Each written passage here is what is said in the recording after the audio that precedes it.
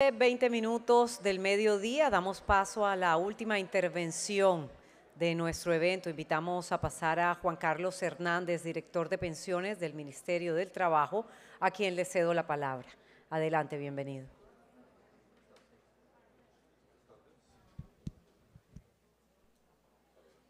Sonido, así. Me toca más pegado. Muy buenas tardes. Gracias. Me queda la misión más difícil y es, primero, luchar contra el hambre y contra el cansancio de ustedes. Espero lograrlo. Entonces, vamos a concentrarnos puntualmente, que mi labor el día de hoy con ustedes es que se vean reflejados en esta escalera. Si termino el ejercicio y ustedes no se ven reflejados en la escalera, por favor acérquense o levanten la mano y díganme no me vi, por favor. Entonces, inicialmente hay un par de diapositivas que muestran como el estado del arte, como estamos hoy, en la cantidad de afiliados, cantidad de pensionados en cada uno de los dos regímenes. Se dice mucho y no es el escenario para hablar de ello, lo que vamos a hablar es de la reforma. Todos sabemos que efectivamente Colombia y Perú solamente son los únicos dos países del mundo que tienen dos sistemas o dos regímenes distintos que compiten entre sí. Solamente los dos países del mundo. Y eso ha generado todas las discusiones, históricamente. Entonces, ¿dónde me pensiono yo? ¿Aquí o allá? Y es la pregunta de cóctel. Cuando saben que yo trabajo en pensiones, entonces estoy con la vecina y me pregunta, ¿y dónde me voy a pensionar yo mejor? ¿En Colpensiones? ¿Me traslado para un fondo? ¿Qué es lo mejor para mí? Entonces, esas preguntas que se hacen de cóctel solamente ocurren aquí, porque si existiera un solo régimen, pues no tendríamos esas discusiones. Y eso ha generado 1 millón de discusiones judiciales. Ustedes que son laboralistas saben, hoy por ejemplo está la discusión más profunda en el tema pensional, es el traslado que se dio a algunas personas sin la doble asesoría. Entonces hoy tenemos 30.000 procesos judiciales que están siendo demandadas las AFPs y Colpensiones porque a esas personas no tuvieron la suficiencia de información para poderse tomar una decisión efectiva, económica, financiera. Entonces, esos problemas de la libre escogencia que permite solamente Colombia, pues se dan judicialmente. Entonces, cuando uno dice, ¿libertad de escogencia para qué? ¿Para eso? Pues no, hay que buscar efectivamente un sistema que a todos nos acompañe. Y esta es la propuesta, y no es una propuesta de ahora, como lo decía el doctor Olivera, es una propuesta que lleva muchos tiempos, y además es una propuesta, o es el sistema de pilares está en una gran cantidad de países. Es un sistema único que se complementa, que juega el uno con el otro, que no compite el uno con el otro, sino que se apoya el uno del otro. Entonces, voy a arrancar inicialmente en la escalera. Entonces, en este escalón, es el escalón más abajito, son personas que no lograron cotizarse, nunca al sistema, no tienen semanas, cotización. Y entonces, en este tenemos personas con ingresos muy bajos, extremadamente pobres o vulnerables. La clasificación del CISBEN, en donde se hicieron los ejercicios matemáticos de los que hablábamos esta mañana, es que el espacio presupuestal que se tiene puede permitir que podamos entregar 223.000 pesos hasta el C3, que son más o menos 2.5 millones de personas. Esto no es nada nuevo. Tenemos Colombia Mayor con 80.000 pesos, históricamente, es un programa que tenía el Ministerio, la Dirección de Pensiones, y ahora lo administra el DPS. Una de las cosas que adicionalmente, y nos contaban esta mañana, que hace el sistema, es también identificar esas cosas que no son del sistema pensional, pero que son del sistema de protección para la vejez, lo estamos integrando. Esa es una de las primeras medidas. Se habla, las pensiones, ¿para qué? Para los trabajadores que cotizaron y los que no cotizaron. Entonces, históricamente se había trabajado para este grupo poblacional y para este grupo poblacional, de aquí para acá. Teníamos abandonado este grupo poblacional. Entonces, volvemos. 2.5 millones de personas con 223.000 pesos, que es el espacio presupuestal y fiscal que tenemos. Así, luego. ¿De dónde se alimenta eso? Esta mañana dijeron dos cosas. Una, que efectivamente es de presupuesto general de la Nación, pero también de esas personas, seguramente las personas que están aquí, que vengan por encima de los 4 salarios mínimos, hacen un aporte al Fondo de Solidaridad Pensional. Un puntico o hasta 2 punticos hoy. En ese fondo se recoge 1.7 billones de pesos. Con eso se alimenta el programa Colombia Mayor y se alimenta otro programa que se llama el subsidio del aporte de la pensión, que también vamos a ver. Entonces, ¿qué se va a hacer? Se va a hacer un puntico adicional para que nosotros, que vengamos por encima de 4 salarios mínimos, puedan hacer un aporte adicional, un 1% adicional, para ayudar a contribuir en este primer pilar. Como les decía, no es solo presupuesto, también es un aporte de los trabajadores. Ahora tenemos este siguiente escalón. Entonces, personas que hicieron un esfuerzo en su vida laboral o económica y tienen cotizaciones. Pero las cotizaciones pues no lo van a lograr pensionarse. Son personas que hoy no están pensionadas. La gran mayoría de este país, esta mañana es una frase que los que trabajamos en estos temas siempre decimos, 1 de cada 4, 1 de cada 4, 1 de cada 4. Sí, 1 de cada 4 está aquí. Y estos pues no estaban. Y si contábamos con estos, seríamos 2 de cada 4. Y estos 2, aquí están 2 personas. 2 de esas 4 personas están aquí. Son personas que hoy, ni mañana, ni pasado se van a poder pensionar. Es decir, esas personas hoy están condenadas a recibir o una devolución de saldos, es decir, con las semanitas que aportaron junto con sus rendimientos, o una indemnización sustitutiva en Colpensión, es decir, su platica traída a valor presente. Esa diferencia, que es un problema también del sistema, como seguramente lo anotó también Daniel esta mañana, es que se entregan aquí, hoy, platas distintas. Una persona que aportó al sistema con la misma cantidad de tiempo, con la misma cantidad de trabajo, y no me logro pensionar, si estoy en un fondo privado hoy, me devuelven un montón de plata, y el otro lado me devuelven un poquito menos de dinero. Hay una diferencia. Entonces, se va a compensar.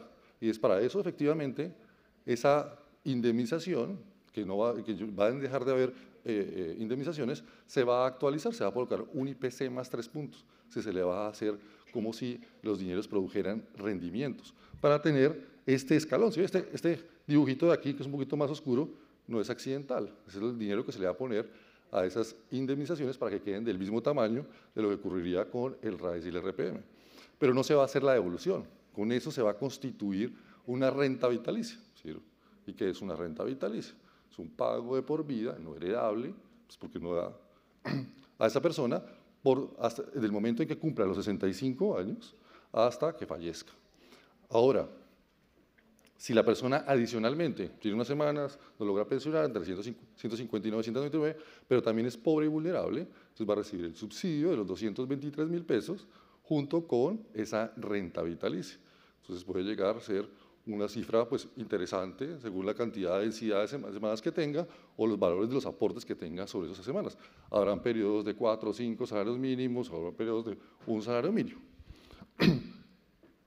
Para mí, es una de las cosas, y también, no lo digo yo, lo dijeron en el panel anterior, es uno de los mayores avances que se tiene la propuesta. La propuesta porque está pensada para todos, aquí vamos. Pero hay personas que su vida laboral tampoco los está llevando a la pensión hoy. Llegan a las 1000 semanas y en promedio en Colombia se pensiona una persona a los 65 años. Es decir, esa discusión, la puedo decir aquí, esa discusión de la edad es una discusión que hay que dar, no hay que desconocerlo, pero hoy ya las personas se pensionan más allá de los 57 y los 62. El promedio de pensiones es de 64 en los hombres y 59, casi 60 en las mujeres.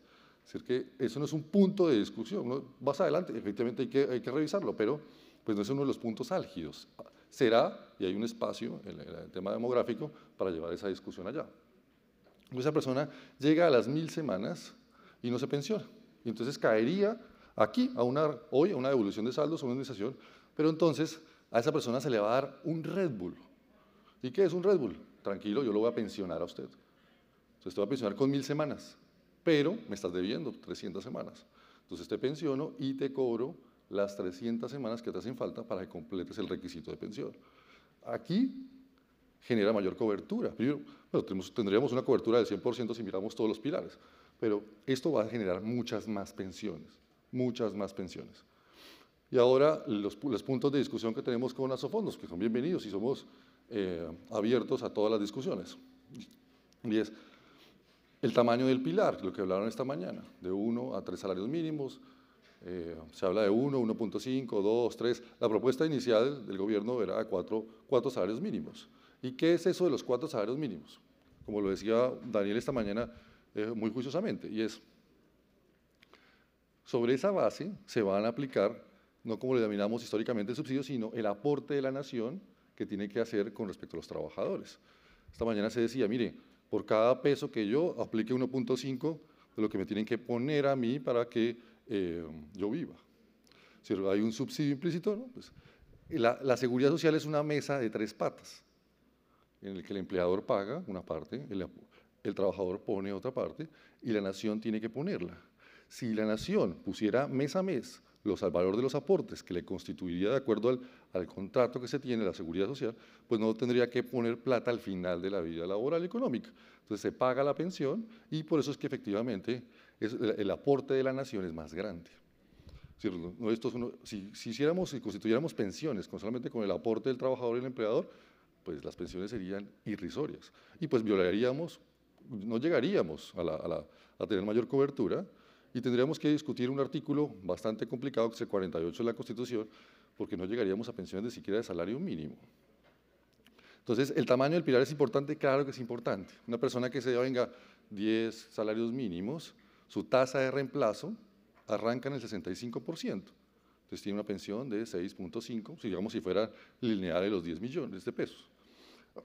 Con el componente de prima media, se va a hacer que esos 3 primeros salarios vayan a Colpensiones. Una administradora que administra un sistema de reparto, que con una cifra determinada, de acuerdo a la cantidad de semanas, y los aportes que superen los 3 salarios mínimos van a una cuenta de ahorro individual de los fondos que existen, o de los que lleguen a existir. Y con ese dinero, que es el valor que está aquí, se va a constituir una renta vitalicia. Eso quiere decir que una persona puede completar los requisitos de pensionarse con 1.300 semanas, con 7 salarios mínimos, de los cuales 3 tendrán el RPM, es decir, pagados por Colpensiones, y la diferencia, los 4 adicionales, constituirá una renta que se sumará al valor de la pensión que otorgará Colpensiones, para que este valor de aquí pues no tenga aporte de la nación, sino solamente estos 3 primeros salarios tenga aporte de la nación. Es lo que llamaban esta mañana que reduciríamos el tamaño de las pensiones altas, o los subsidios a las pensiones altas. Efectivamente, y podríamos decirlo así con tranquilidad, no habrá ni una sola pensión subsidiada o con aporte de la nación por encima del 80% de 3 salarios mínimos. Porque, como les decía, la tasa de reemplazo arranca en el 65 y máximo hasta el 80. Es decir, que aquí el valor máximo de una pensión del RPM sería el 80% de 3 salarios mínimos. Pero como yo tengo más ingresos, constituye una cuenta de ahorro y con ese ahorro constituye una renta adicional. Pero hay personas que también tienen mayores ingresos y quieren hacer otros ahorros. Entonces también lo pueden hacer a través de un fondo de ahorro voluntario, como hoy ya ocurre. Y pueden sumarle a su valor de su renta un ingreso adicional. Entonces, uno puede tener varios mecanismos para constituir un mejor ingreso para su vejez. Ese, digamos, es el mapa completo, pero hay medidas que van a hacer que funcione esto mejor. Entonces hoy funciona ya el subsidio del aporte a la pensión. Personas que no tienen la capacidad económica para poder pagar la cotización completa. Desde el 2016 está restringido solamente a un grupo poblacional. En el proyecto de ley también se amplía a quienes, artesanos, trabajadores informales, para que ese fondo, que les decía al comienzo de usted, con el que financia esto, también les dé la manito para que en la etapa de acumulación les acompañe para que puedan completar las semanas. También hay otras medidas. Una medida que es antipopular, que se dice que no funciona, pero efectivamente hoy tenemos 34.000 personas recibiendo una renta vitalicia a través de BEPS. Los BEPS continúan. ¿Por qué continúan? Porque efectivamente atienden una población que no puede entrar al sistema de seguridad social porque el sistema de seguridad social es bastante elitista. ¿Por qué? Porque así como yo entro con una puerta de un salario mínimo, mi salida no puede ser inferior a un salario mínimo. Es decir, una persona que tenga ingresos por debajo del salario mínimo hoy no puede entrar al sistema, tenemos la puerta cerrada, no puede entrar a la seguridad social. Entonces le vamos a abrir esa puerta, o la puerta está abierta a través de los BEPS, que van también a servir y hoy ya funciona, convirtiendo semanas. Entonces generan también mayor cobertura. Otras medidas que han dado lugar a memes, a mí me llega todo el tiempo. Que las 50 semanas por cada hijo. Entonces, por cada hijo que una mujer tenga criado, dijo la ministra, se van a otorgar 50 semanas y digamos, si uno lee el artículo que he propuesto, lo que se dice es que si una mujer llega a la edad de pensión y no tiene 1.300 semanas, se le pueden reducir 50 semanas por cada hijo criado. Eso en virtud de la crianza o el tiempo de crianza que se ha tenido. No vamos a decir cosas distintas. Hoy las personas efectivamente con garantía de pensión de salario mínimo se pensionan con 1.150 semanas. ¿Sí? Hoy ya hay mujeres pensionándose con 1.150 semanas, que es una medida que reconoce, pero que tampoco desfinancia. Están los cálculos establecidos de cuánto puede llegar a costar cada una de estas medidas. Hay otras cosas también bonitas en la reforma. Por ejemplo, un tema de indignidad, y es aquella persona que haya asesinado, ustedes son abogados, ha asesinado al causante de la pensión, no podrá heredar la pensión. Eso no ocurre hoy. Puede perder la herencia, pero no puede adquirir la pensión. Con el proyecto de ley también se dice eso. Hay otras medidas. Está, a ver, me acuerdo.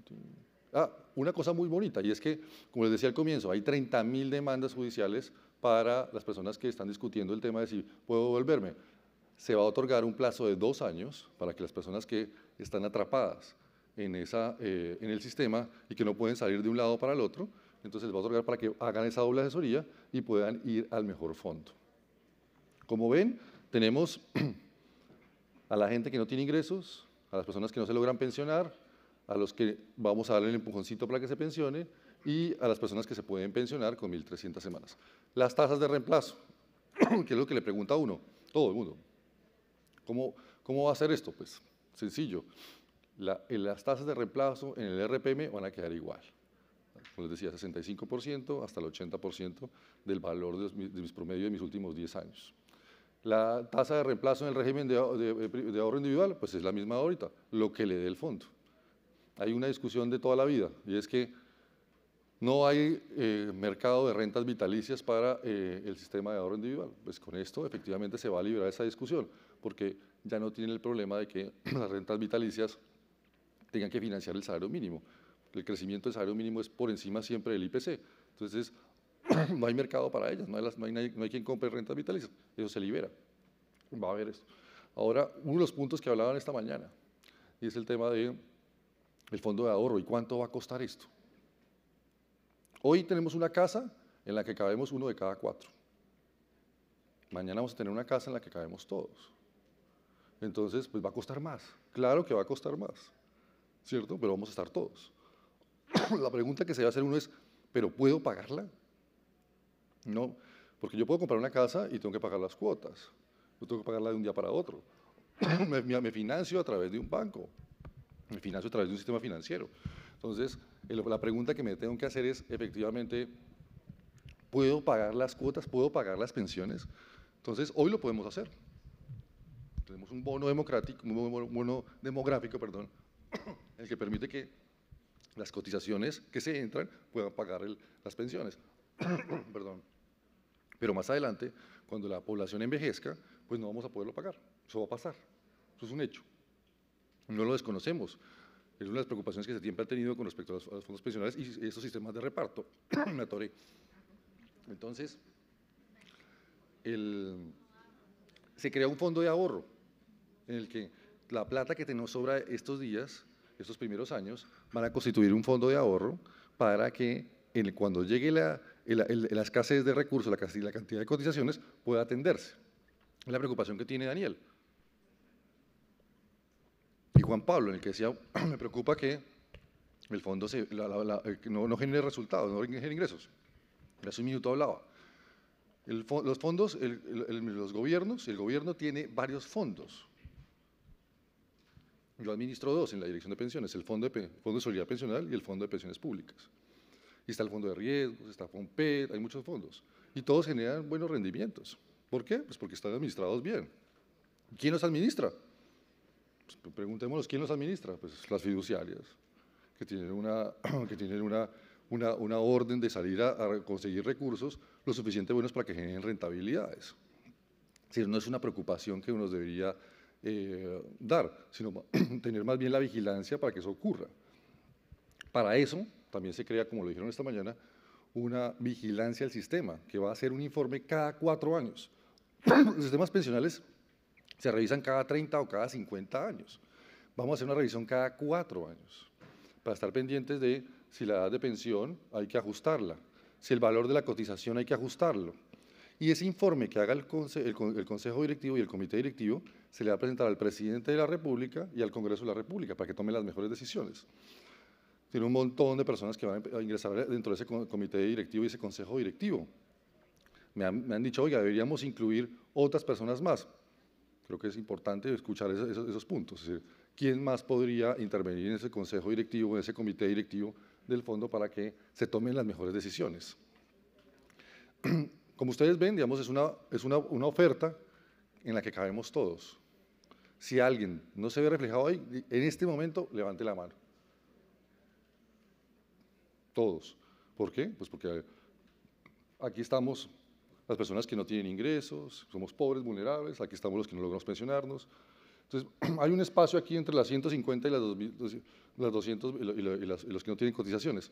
A ese grupo poblacional que tenga menos de 150 semanas se les va a hacer la devolución del dinero. Y si son pobres o vulnerables, entrarían al grupo. ¿Por qué por debajo de las 150 no le entregamos una renta vitalicia? Pues porque con 150 semanas pues no se constituye una renta vitalicia, sería una renta vitalicia de 5.000, 10.000 pesos y cuesta más administrarla que entregar el dinero. Es mejor entregar el dinero para que la persona lo tenga.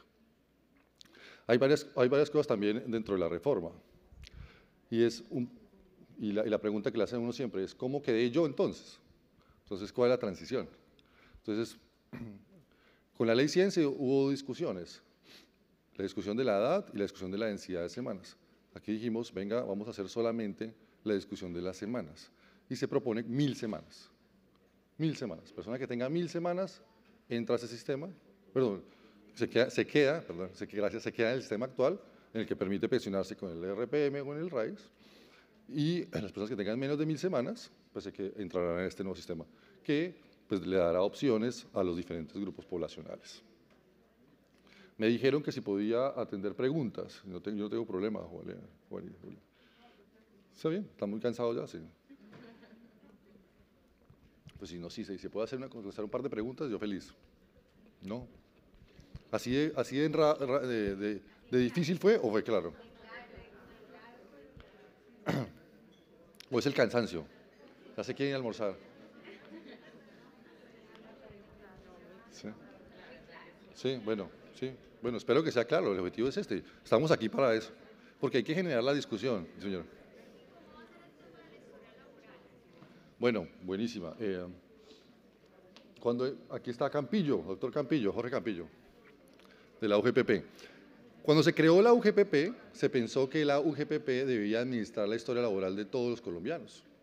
Está en los estudios que hizo Miguel Gandur, que estudiamos cuando empezamos a trabajar en la UGPP. Y creo que hay que buscar revisar eso. Hoy la historia laboral, y de acuerdo a esto, estará administrada por Colpensiones. Colpensiones sería la única entidad que pensionaría.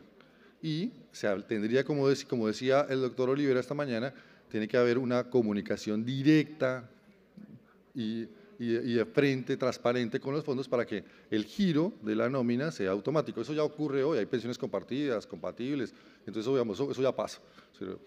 Incluso con el subsidio que se otorga de los 80.000 pesos hoy, Bogotá cofinancia alguna parte, la persona recibe la plata y no se da cuenta quién la giró, pero le giran 2 o 3 personas al tiempo. Y la historia laboral, puntualmente, la va a administrar Colpensiones. Los fondos administrarían plata, solo recursos.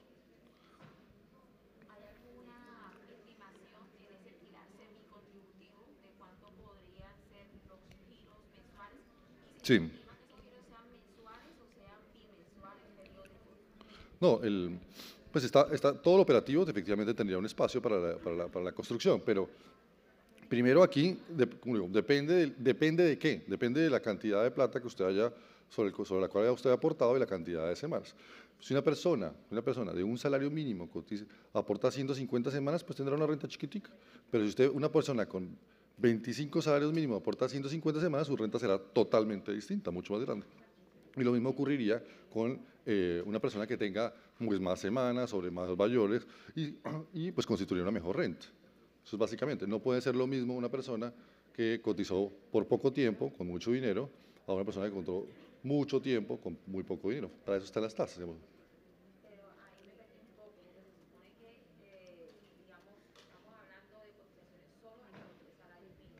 Sí, claro. Bueno, hay una, gracias, muy buena pregunta, y es, como queremos es que la gente se pensione, entonces una persona llega aquí, llego acá, llego a 998 semanas, entonces me constituye una renta vitalicia con los que tengo aportes. Pero en esos periodos yo tuve cotizaciones por encima de los 3 salarios mínimos, entonces tengo una platica guardada aquí, en este bolsillito.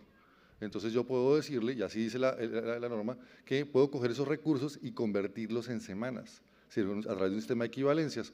Y puedo, con esos dineros, puedo llegar a, como diríamos vulgarmente, comprar semanas y completar el requisito para pensionarme. Entonces una persona que tenga 700 semanas, 800 semanas, pero tenga muy buen ahorro en el componente de ahorro individual, puede completar con esos dineros los requisitos para pensión y pensionarse. Y tener una pensión aquí, en el contributivo del componente de prima media. Otra pregunta, allá atrás. Profesor. Profesor.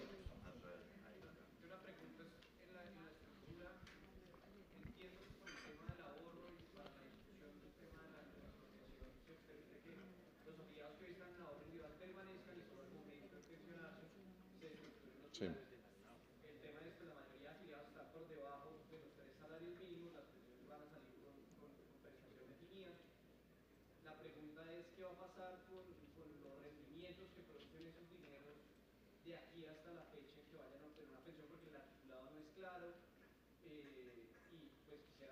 Pues,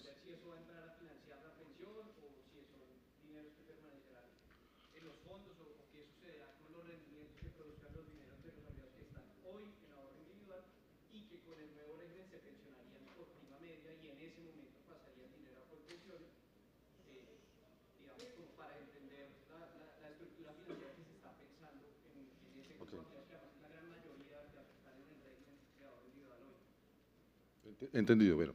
Entonces, bueno, yo estoy de acuerdo que si hay una oportunidad de mejora en la redacción, bienvenido, no hay ningún problema. Pero digamos que esas preguntas las resolvimos en la redacción y se dice, si una persona no entra a transición, que es el caso que usted plantea, y entonces pero ya me voy para el nuevo sistema, entonces entro aquí con cotizaciones por debajo de los 3 salarios mínimos a Colpensiones y las encimas, pues, y ese dinero va a continuar en el régimen de ahorro individual, ¿cierto? Cuando llego a la edad de pensión, Colpensiones le va a decir a Porvenir, Protección, Colfondo, Sol Mutual, cualquiera, por favor, gírame el dinero correspondiente a los 3 primeros salarios mínimos de esas cotizaciones. Y la AFP le dará los recursos para que Colpensiones acredite esos dineros a un fondo común, al fondo de ahorro que fuese creado, y se consolida en la cantidad de semanas para que constituya la pensión del componente de prima media. Y los recursos que quedan allá, junto con todos los rendimientos, van a constituir la renta vitalicia que le va a ser sumada al componente de prima media. Esa es la respuesta. ¿Ya listo? Bueno, muchas gracias. Aquí allá también, porque me da pena, ¿no? Última.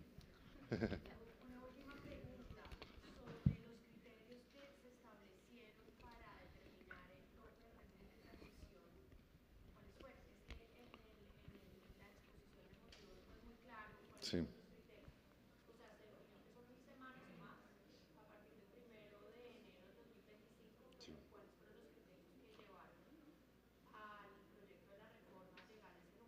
Bueno, la discusión empezó de la siguiente forma, y es la expectativa legítima.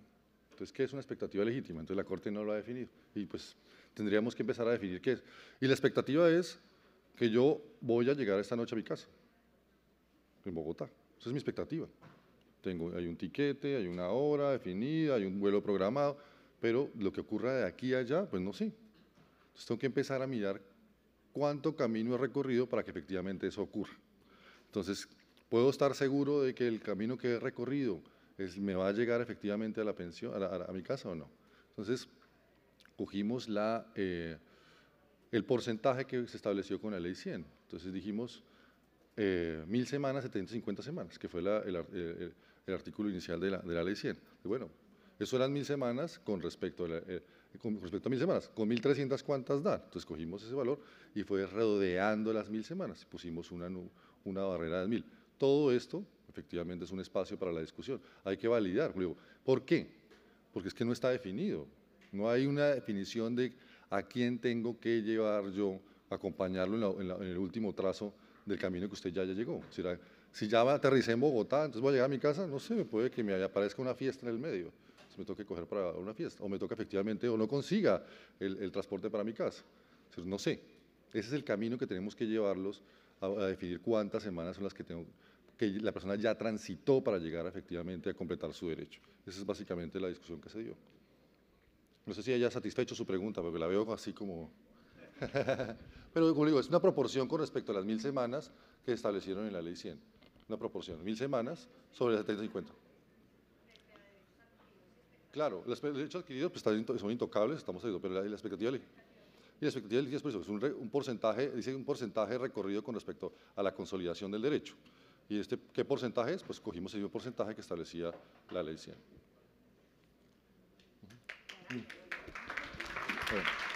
Bueno,